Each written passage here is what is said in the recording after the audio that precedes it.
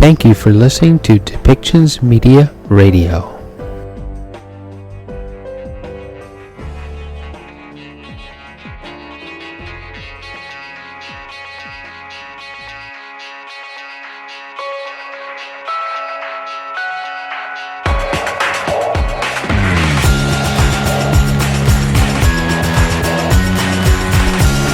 Welcome to Policy and Rights, the show about government policy and human rights.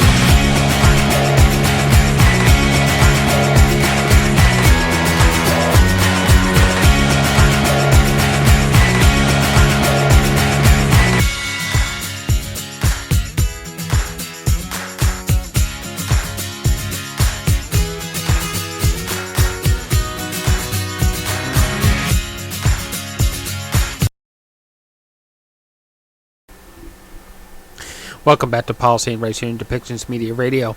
I'm your host, Michael Clogs. In this next episode, we will have Conservative leader Pierre Poilievre as he delivers remarks about rising costs of living and takes questions from reporters while he's in Vancouver. And he responds to questions about the end of the provincial port strike. Well, the port strike did end, and they came to some sort of a tentative agreement, and goods will move through that port in Vancouver once again, and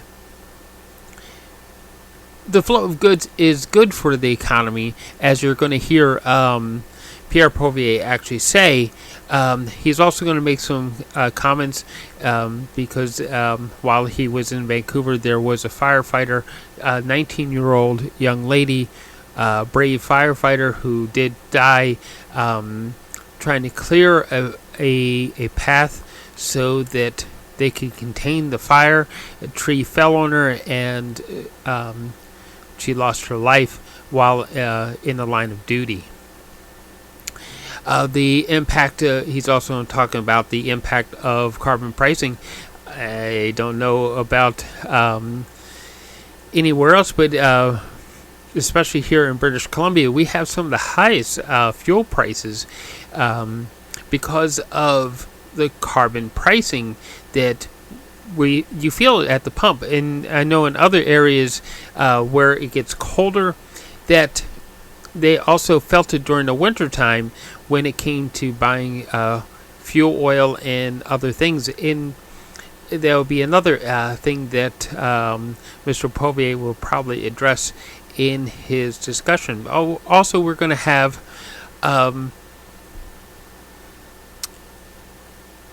two segments with Justin Trudeau as he met with Mayor Mike Savage in Halifax, and they're discussing the ongoing North American Indigenous Games and other events that were happening there. And again, Justin Trudeau is going to appear as he delivers remarks at a canoeing event with athletes from the North American Indigenous Games in Dartmouth, Nova Scotia. So why don't we listen to the segments, and then I'll come back with some final comments.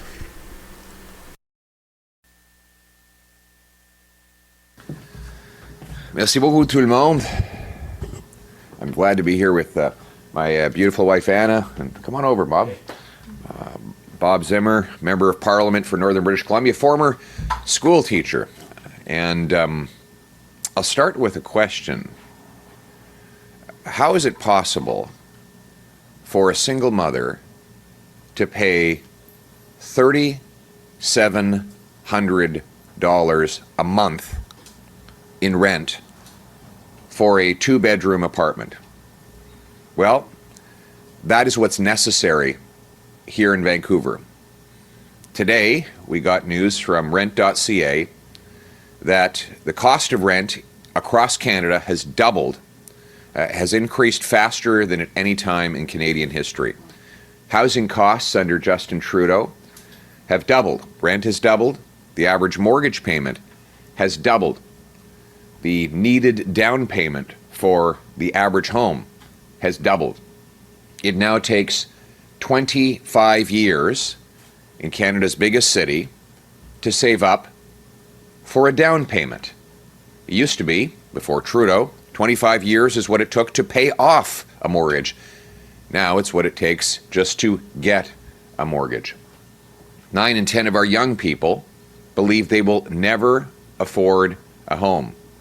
This is the first generation of youth in Canadian history that has given up on home ownership. Housing used to be cheap in Canada. Used to be, you got a job, you graduated, by your mid-20s you could afford a home. But after 8 years of Justin Trudeau, that dream, like everything else, is broken. And then there's grocery prices, which are up more than 21% in the last 3 years alone. After the Trudeau NDP carbon tax applied on the farmers who make the food and the truckers who ship the food, and therefore applies on all the food itself. After 8 years of Justin Trudeau, 1 in 5 Canadians are now actually skipping meals because they can't afford the price of food. 1.5 million going to food banks. Food banks are now oversubscribed. Our homeless shelters are overflowing, and decent people are now living in the streets. I just came from Penticton, where one community support worker told me there are now 70-year-olds, middle-class people, living in their cars because they can no longer afford the rent. They've been rent-evicted. The landlords come in and make a small renovation, kick the tenants out, and double the rent. They have nowhere to go. We saw a story just yesterday of a lady who's a nurse, living in her van. This is life in Canada after 8 years of Justin Trudeau. It's not only unaffordable to eat, heat, and house yourself in Trudeau's Canada, it is also a dangerous place. Crime is soaring right across the country. Just yesterday, we saw the horrible story of a mother stabbed by an offender who had previously violated 16 probation orders. The catch and release criminal justice system that Justin Trudeau legislated and the NDP supported allows the same repeat violent offenders to commit one offense after another and be released onto the streets without consequences. Here in Vancouver, the same 40 offenders were arrested 6,000 times. 6,000 arrests for 40 offenders. That's 150 arrests per offender per year. No wonder crime is rocketing after 8 years of Justin Trudeau. The good news is that Canada was not like this before Trudeau, and it won't be like this after he's gone. We're going to turn the hurt that he and the NDP have caused into the hope that Canadians need. And we know how to do it. We know the common sense solutions to all of these problems. We're going to bring home lower prices by axing the Liberal carbon tax and by ending the inflationary deficits that have driven inflation to record highs. By capping spending and balancing the budget, we can bring down inflation, which will allow the Bank of Canada to reduce interest rates on struggling mortgage holders. And as for the carbon tax, we know that British Columbia has its own tax, but Trudeau and the federal NDP are forcing British Columbians to raise that tax by 300% over the next 6.5 years. A Poilievre government will cancel those tax hikes and make it possible for prices to come down. We're going to bring home powerful paychecks by cutting income taxes so that hard work once again pays off. And we're going to make it possible for our brilliant immigrants to work in their chosen and trained professions. Right now, our immigrants come here and they're banned from working as doctors, nurses, engineers, because there's no way for them to prove their qualifications quickly or efficiently. A Poilievre government will bring the provinces together to push a blue seal professional standard so that our immigrants can take a test, prove they're qualified, and get to work serving as doctors and nurses. We have 19,000 immigrant doctors, 32,000 immigrant nurses prevented from working. If they could take a Blue Seal exam, they could get to work and relieve the congestion in our hospitals. We're going to bring homes people can afford. We know why housing prices are rising. We don't have enough homes. Vancouver is now the third most expensive housing market in the world, worse than New York, Los Angeles, Chicago, London, England, and even Singapore. Why? Well, we have the fewest houses per capita on planet Earth. Why is that? Well, according to the CMHC, in a report that just came out yesterday, Vancouver and Toronto are the slowest to deliver building permits. Slow permits mean higher prices, and higher prices mean Canadians can't afford to put roof overhead. A Poilievre-led government will incentivize our cities to speed up and lower the cost of building permits and free up land so builders can build. I'll require Vancouver, Toronto, and all other big cities boost home building permits by 15% per year, or they'll lose federal grants.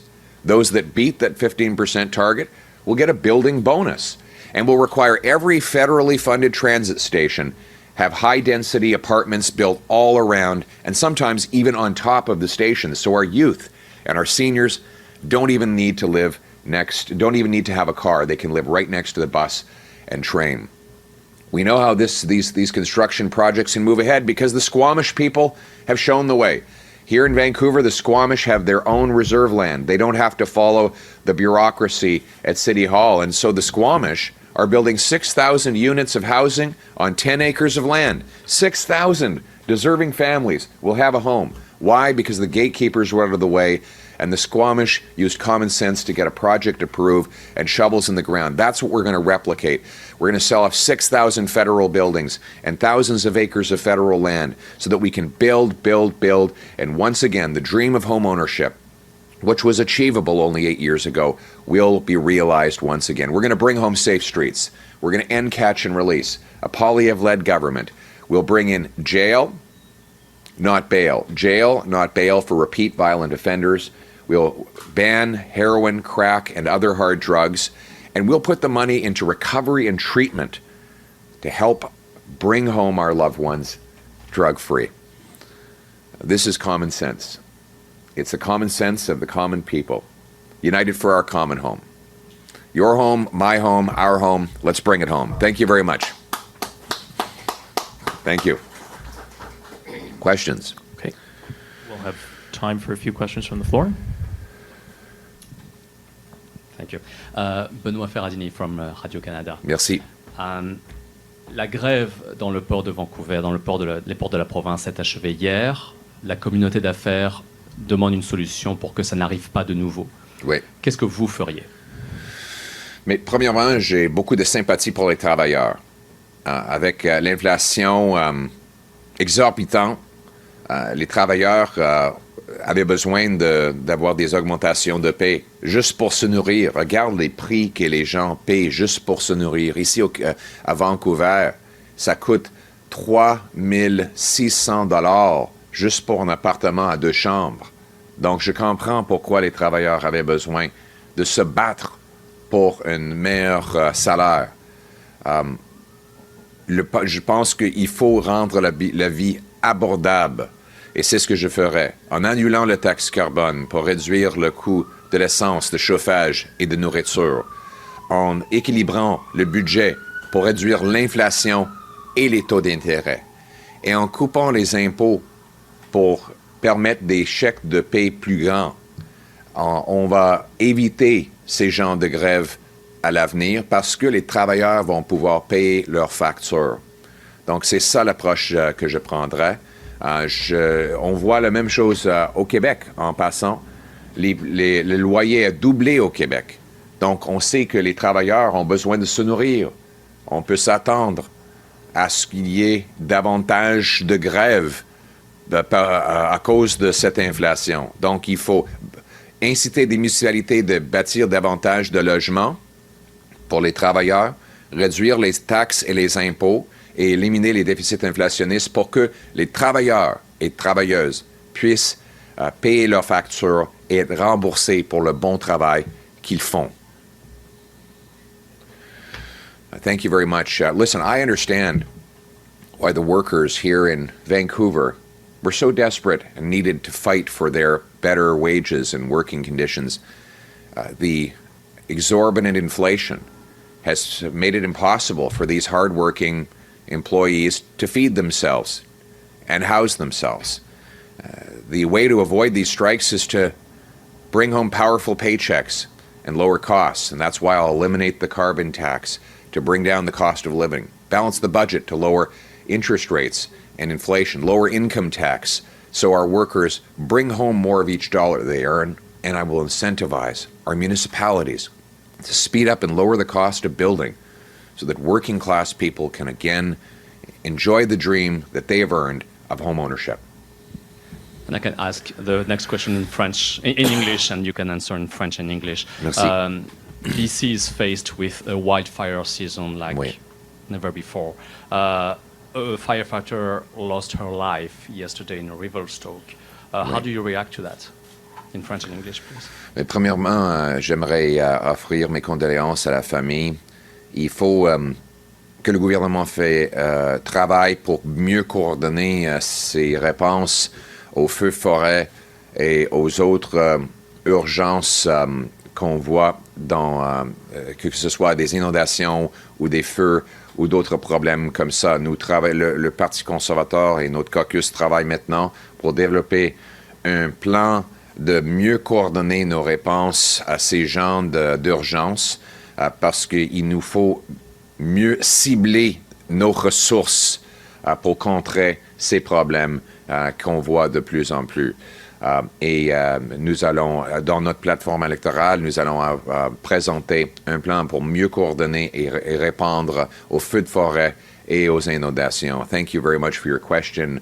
We offer our condolences to the families of the lost firefighter.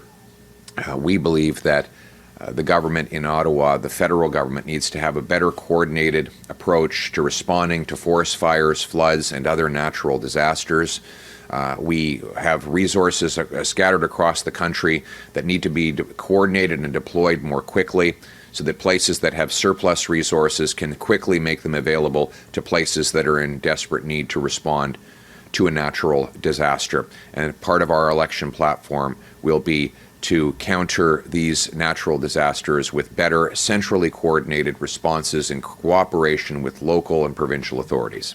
Thank you.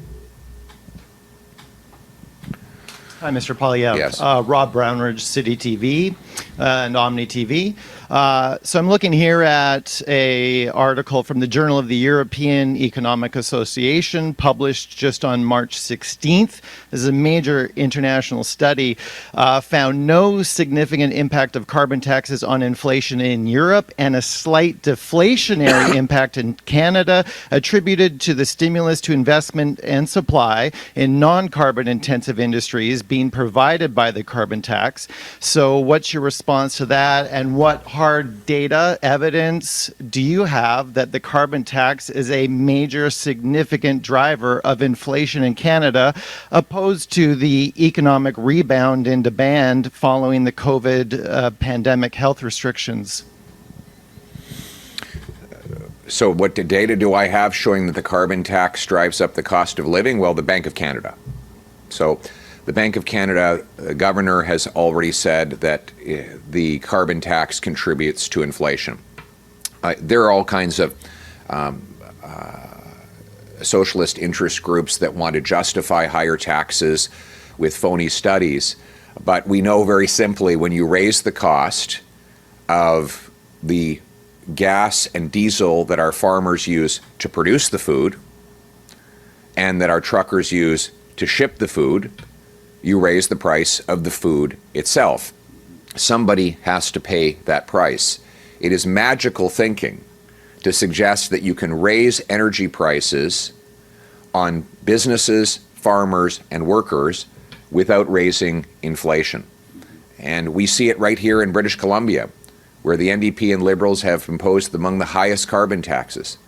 Gas is almost $2 a litre, significantly higher than in other provinces where they fought back against the carbon tax. The worst is yet to come, though, under Trudeau and the NDP.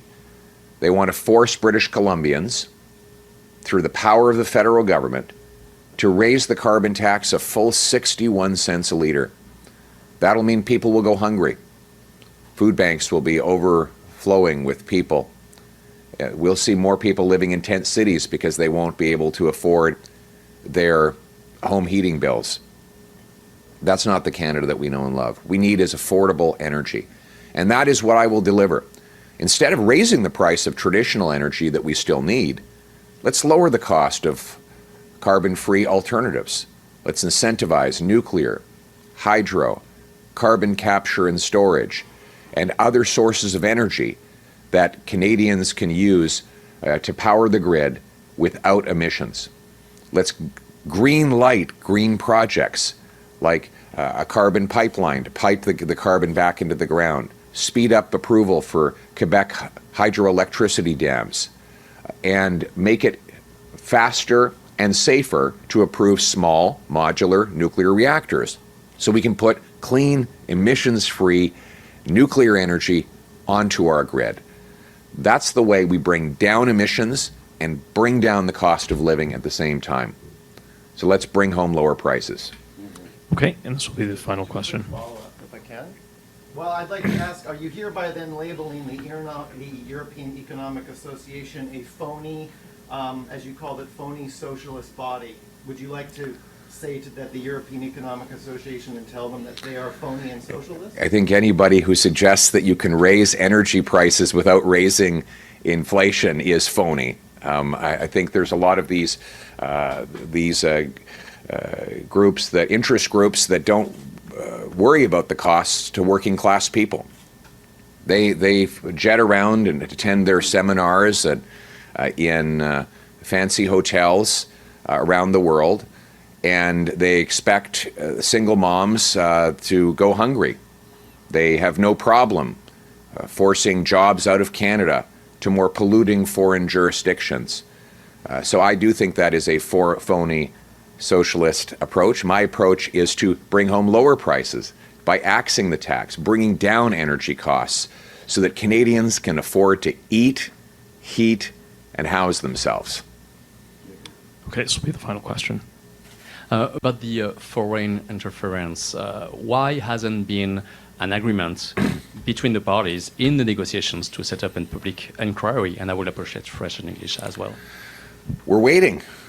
We've offered the Prime Minister all the information he's asked for. We've suggested a mandate, a time frame. We have names ready to share with him as soon as he confirms that he's going to go ahead with it. But the ball has been in Mr. Trudeau's court now for, well, about 10 months. And Canadians are waiting. You know, it was, November of 2022 when the story broke that Beijing had interfered in multiple federal elections to help Mr. Trudeau win, that they continue to open police stations in Canada. Since that time, we've been calling for a public inquiry. We've told the Prime Minister we're prepared to cooperate with him any way we can to facilitate that inquiry. And we've given him all the information he's asked for. We're sitting next to our phone, waiting for him to call with any news on when that inquiry will happen. We continue to call upon Justin Trudeau to stop the delays, call a public inquiry. Let's bring home control of our democracy.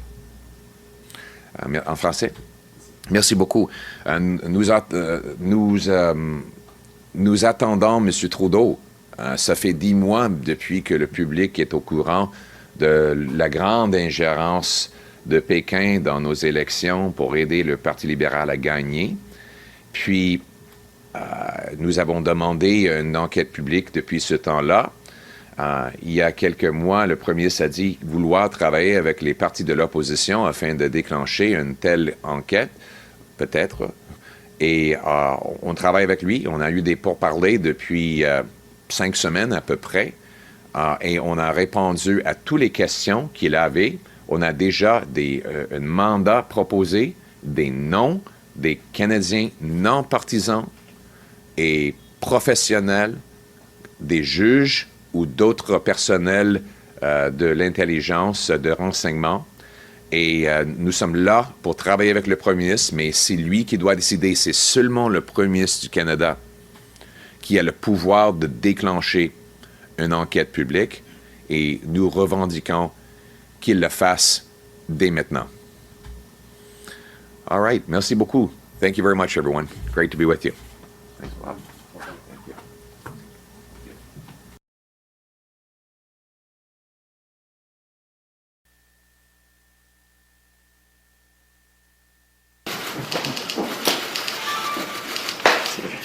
See you too. Yeah. So I start off? Yeah, we can sit down first. Yeah. They're comfortable. They have to stand. That's awesome. You've met some of my folks before. You met Sean at FCM. I don't know if you met John or not.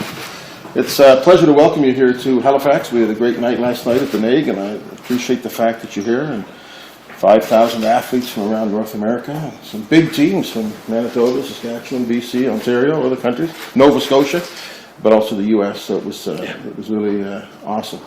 I'm really pleased to have the chance, both as the Mayor of Halifax and, of course, as the Chair of the Big City Mayors, to get a few minutes to chat about some of the issues that I know you care about, that we care about, including the fact that we have tents outside City Hall for people who are homeless, have no place to live, which is something we're aware of and we're very conscious of. I think all orders of government need to work very hard for that. But there's a lot of different issues. You know them, but we'll have a chance to chat about them. So welcome to Halifax, Mr. Prime Minister. Bienvenue à Halifax. Gwe, Jalazi, it's awesome to have you. Merci, mon ami. Thank you, Mike. It's always great to be here. And starting with last night, I know how instrumental your leadership was in bringing the North American Indigenous Games here to Halifax. And it was just so great to see 5,000 young athletes from across the country, across the continent actually, but also the thousands of volunteers, close to 4,000 volunteers come out to support. I mean, it really shows the spirit of Haligonians and indeed of Nova Scotians in welcoming this incredible group of young people who will be shaping our future on this continent in very real ways. So thank you for your leadership on that. Thank you for your leadership here in Halifax. Obviously, we're going to be talking about housing. We're going to be talking about growing the economy in ways that protect the environment at the same time, as I know both matter deeply to you, and creating great jobs, not just for now, but long into the future as well. Your leadership at the FCM's Big City Mayors Caucus has been tremendous. You've been a real ally to this government, but mostly you've been a real driver in responding to the very real pressures that people are feeling in cities across the country, and by extension for everyone across this country. And working with you is always a pleasure. You push hard on the things that matter, but because the things that matter to both of us, it always makes for good conversations and constructive discussions. C'est toujours un grand plaisir de m'asseoir avec le maire Savage de Halifax. Beaucoup de sujets dont on va discuter, le logement, l'environnement, la croissance économique, des bons emplois, et aussi son leadership au sein du caucus des maires des grandes villes de la Fédération canadienne des municipalités. Always so great to see you, Mike. And it's good to see an old friend. So we're pleased to have you. And we agree on a lot of things, including the fact that the fight against climate change is really important, and it requires effort and investment. And we're very pleased here in Halifax to have a very strong climate action plan. And I know that's a view that you share. So a lot of things to talk about, and I look forward to the opportunity. Okay, thank you. Merci tout le monde. Thank you.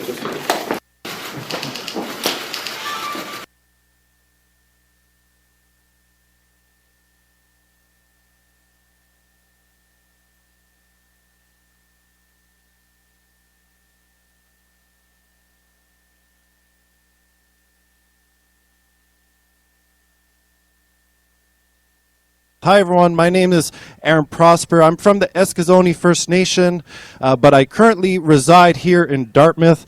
And I will say, our Member of Parliament, Darren, us Dartmouthonians are quite proud of our town, very proud. So I'm a very proud member of the community here in Dartmouth for the last 5 years. But my home community, my roots are in Eskizoni First Nation. I'm very honored today to be your MC for these events. And every time I'm called upon or asked to MC any sort of event, I often like to give a very short and brief teaching or history lesson. One of the things I do is I teach Intro Mi'kmaq Studies at Dalhousie University. And this is one of the subjects that we cover quite a bit. It's quite fitting and quite important that these canoe events take place on this particular lake, Lake Bannock. Bannock is a Mi'kmaq word meaning the first lake. And why this particular waterway and this particular lake is so important is that it was actually central to our peace and friendship treaties. This particular waterway, the Shubenacadie Canal, is actually referenced in Clause 4 of the 1752 treaty, and it was an important trade route for Mi'kmaq people as they would come from their inland communities all the way into the city of Halifax, and it would actually end at the very end where you see we actually live today at King's Wharf. That is the very mouth of the Shubenacadie Canal, and our community members would pass through this many times as they would come into the city of Halifax. They would trade, they would negotiate. This is the route that Mi'kmaq people would use to come into Halifax and negotiate many of those treaties that we signed here that are so important to our community members. And so it's fitting that this week and these events for this canoes and our kayaking events are actually taking place on that very lake. And so I wanted to share a little bit of that history and how important this lake is to us as Ulnu. Ulnu, that word, that's what we call ourselves, the Mi'kmaq people. Ulnu, what it means is the people. It actually comes from the Mi'kmaq word nilnu, meaning my tongue. And so what makes the people? Well, it's what comes off of your tongue. And that is how you hold yourself, how you embody yourself as an Indigenous person. That's what that word means. And so with that, again, a big welcome and thank you to all our dignitaries, our Grand Council, our Sante Mawiomi, and our elders all here today. And I believe the first on the list, we have Chief Norman from Wagmatcook First Nation will be our first speaker today, so I would like to welcome Chief Norman. Hola, Aaron. Thank you, Aaron.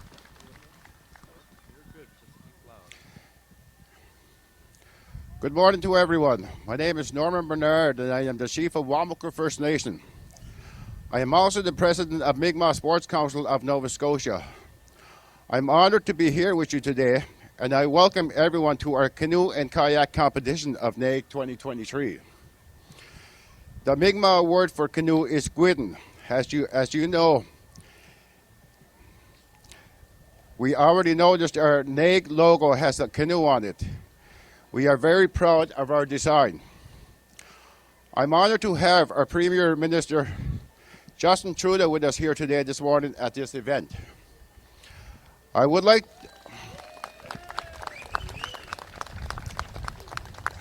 to acknowledge all the paddlers who are competing this week. I ask you to stay positive in your competitors. Enjoy the scenery here at Lake Bannock. You will have many people cheering on you, and the spirit of ancestors will guide you through the whole event.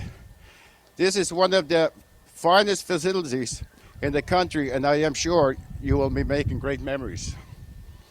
Since time immemorial, my people, the Mi'kmaq, have paddled these waters, and today we are here today again. I am most definite the spirits of our ancestors are here with us. I welcome them, and of course, I welcome all Indigenous nations.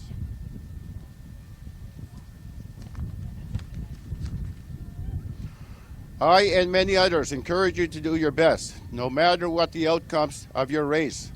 Let your competitive spirit shine bright. Remember your moments and take them home with pride. On behalf of Mi'kmaq chiefs and all Mi'kmaqi, I thank you for coming and best of luck to all. Walalio. Walaliak Norman. The next guest I would like to invite, and I should premise this by saying, I believe about 2 years ago we had a historic event where a number of our Mi'kmaq communities here in Atlantic Canada acquired 50% of the largest seafood company within, I believe, Canada, or one of the largest seafood companies in Canada, that being Clearwater Seafoods. And so with that, I would like to invite the Vice President of Human Global Affairs, Dieter Gauchi of Clearwater. Good morning. I'm here on behalf of Clearwater to welcome you to this event today. Clearwater has been founded about 50 years ago here locally, and today Clearwater is proudly Indigenous owned and one of the world's biggest seafood company. To the athletes, embrace today. You will remember it forever. Good luck. Thank you. Thank you, Dieter. And I forgot to mention that Clearwater is actually one of our sponsors for this particular venue in our event today. And so we thank Clearwater for all of their support of our communities. Walalio. Or Walalieg. Next, I'd like to invite, I believe the next speaker is, I should say, I premise this with saying my one condition to MC was to get a selfie at some point. So I'm going to throw that out there. Make sure I get that selfie at some point. But all that being said, I would like to invite our Minister for Sports, our Federal Minister for Sports, Pascale St-Onge, and she will be introducing our Prime Minister, Justin Trudeau.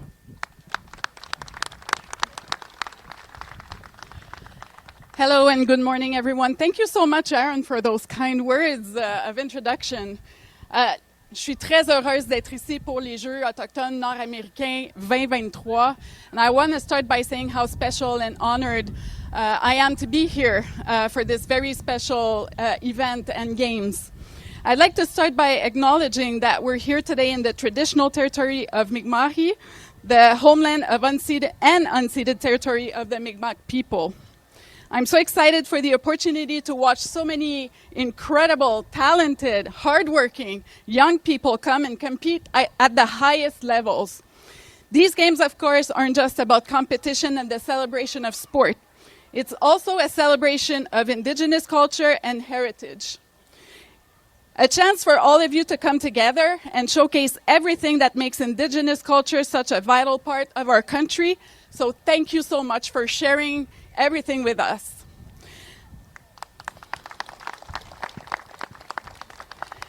And with that, I would like to welcome someone who really needs no introduction. And I know that as someone who's an avid canoeer himself, he's especially excited to be here with us today. He's always been a huge believer in the power that sport has to bring communities together, bring nations together, and give us the opportunity for us to be the best that we can. Un grand allié, un supporter pour le sport autochtone partout au pays. Please join me in welcoming our Prime Minister Justin Trudeau.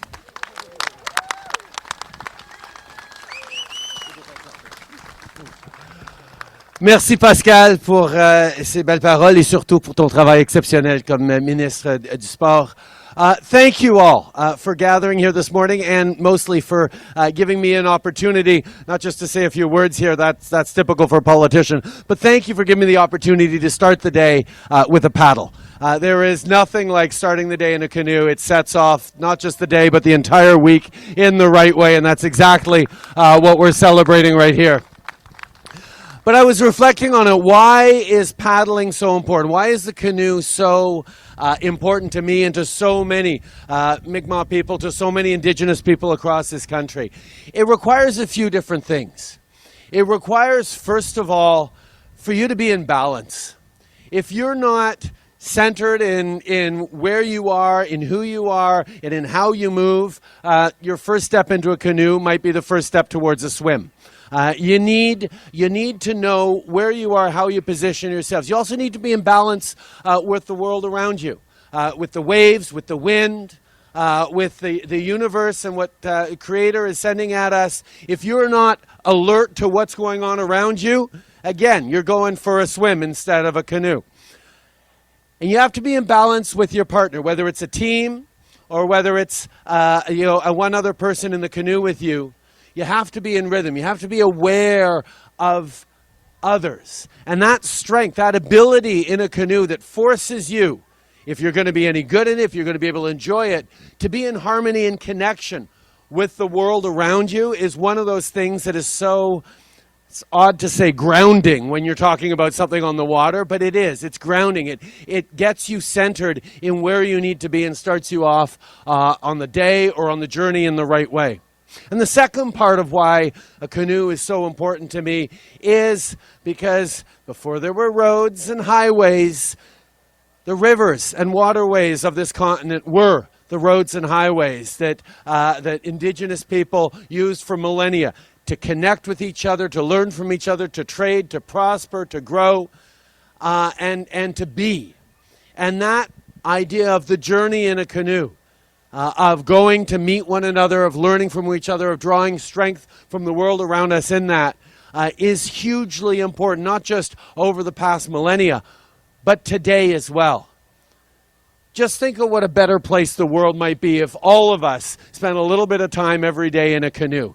It would be a much, much better place. So for me to be able to be with you here today, starting off that way was really a privilege. But it's also a privilege to be able to see all these extraordinary young people who are out there in canoes and kayaks, competing with each other, but also growing themselves, developing their capacity to have an impact on the world around them as they travel through it. And yes, the competition's important, and I look forward to seeing everyone cheer on the winners on this stage at the end, on this podium at the end of the day, at the end of the competitions.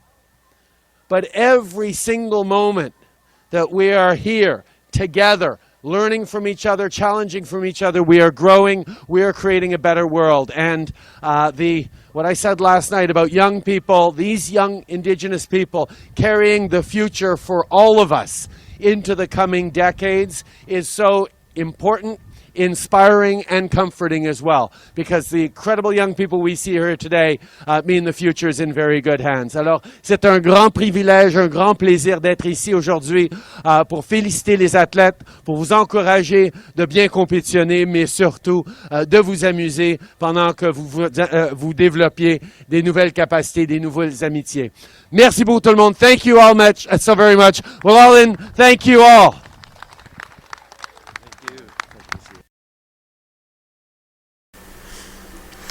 Okay, so it's good to celebrate and to have sporting events and games that we can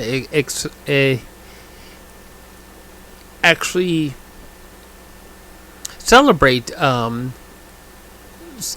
culture and the land and everything that is beautiful around us. Is really good to be able to do that. And I'm glad that Justin Trudeau did go to the North American Indigenous Games to help with that celebration. The question does come up, and we're going to addressing some of the remarks that Pierre Poilievre had about the economy and about inflation rates, and that the Bank of Canada once again had to raise the interest rates to match inflation so that inflation would become too out of control. But at this point, isn't inflation on the extreme side of out of control? Because as was discussed by Mr. Poilievre, the idea of younger people being able to buy a home, that it would take them, this may be an exaggeration on his point, but 25 years to save up the down payment to buy a home, when it used to be, it took you about 25 to 30 years to pay off your mortgage as after you bought your first home. So something's really wrong with our economy when we are finding a lot of people who are homeless because landlords are deciding to evict people. In other words, do a few renovations, raise the rent so high because of those renovations, because it changes the contract on the lease, and raise the rent so high that the person can no longer afford it, that their tenant has to move out and they get a new tenant in for a much higher price. Isn't inflation already out of control? So it doesn't matter what the interest rates are looking like if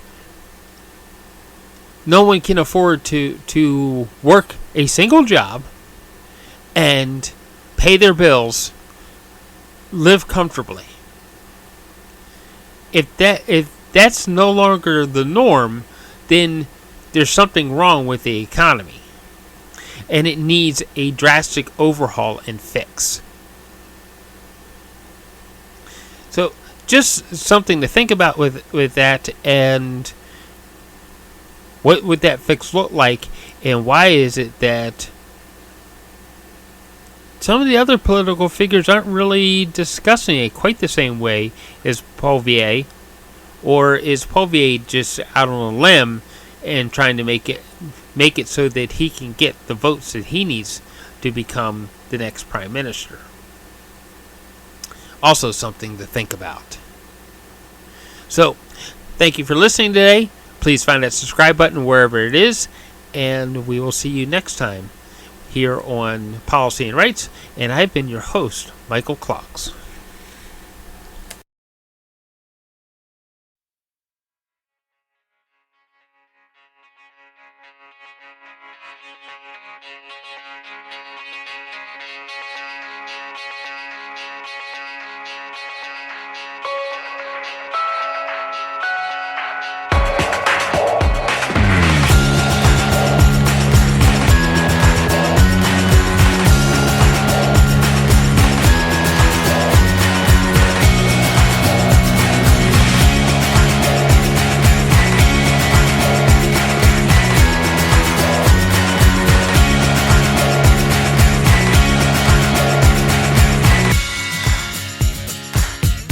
This show has been produced by Depictions Media.